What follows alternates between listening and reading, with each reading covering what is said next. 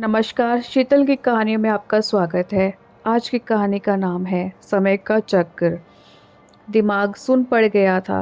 रामेश्वर बाबू और उनकी पत्नी बीना का जब उनके इकलौते बेटे दीपक ने आकर उन्हें कहा, यह देखिए पापा, मेरा अपॉइंटमेंट लेटर।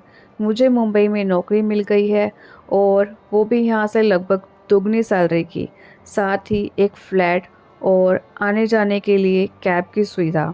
वाह, लाइफ बन जाएगी। क्या रखा है इस शहर में अब तो हम ऐशो आराम की ज़िंदगी बिताएंगे बाबूजी। सामान पैक कर लो सुमन, ज़्यादा समय नहीं बचा है। अच्छा मम्मी, हमें कल ही निकलना होगा।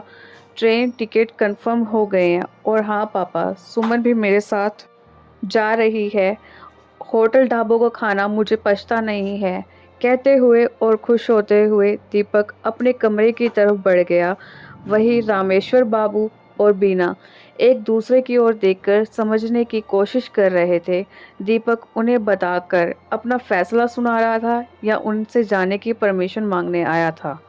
पहले जब एक बार उसने दूसरे शहरों में नौकरी की वकालत की थी तो रामेश्वर बाबू ने साफ कहा था, बेटा यहाँ की नौकरी में क्या तकलीफ़ है, और यहाँ अपना घर, ये अपना शहर है तो खर्च भी तो कम है और साथ रहने का सुकून भी तो है।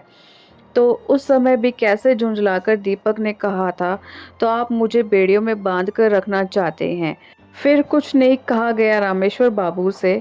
उन्हें लगा कि उनके और अपनी माँ के मुरझाए चेहरे को देखकर दीपक ने अपना मन बदल लिया है और अब उनके साथ ही रहेगा उम्र भर। मगर आज पूरी रात रामेश्वर बाबू और बीना अपने कमरे में बैठे आंसू बहाते रहे।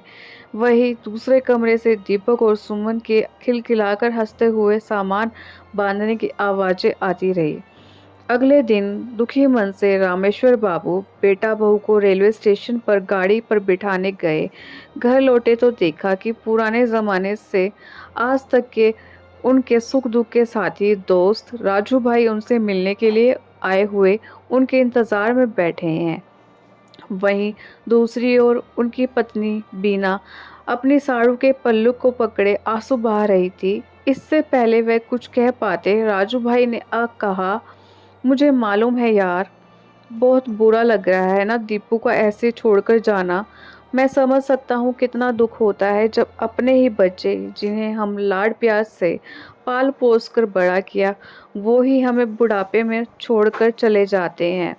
नहीं यार, आज मुझे पहली बार यह एहसास हुआ कि जब यही बात मैंने आज से 30 साल पहले अपने बाबूजी से गांव में बोली थी तो उन्हें कैसा लगा होगा। उनके दिल पर भी तो इसी प्रकार का आघात लगा होगा। जो हम लोगों ने किया है अपने माँ बाप के साथ, वो तो हमें भुगतना ही था। समय का चक्कर ही घूमा है। भावना तो वही है यार, कुछ नहीं बदला, बस महसूस करने वाले दिल बदले हैं। कहते हुए रामेश्वर बाबू भी फूट फूट कर रो पड़े। आप सबको कहानी कैसी लगी कमेंट बॉक्स में ज़रूर बताएं और चैनल को सब्सक्राइब जरूर करें। धन्यवाद।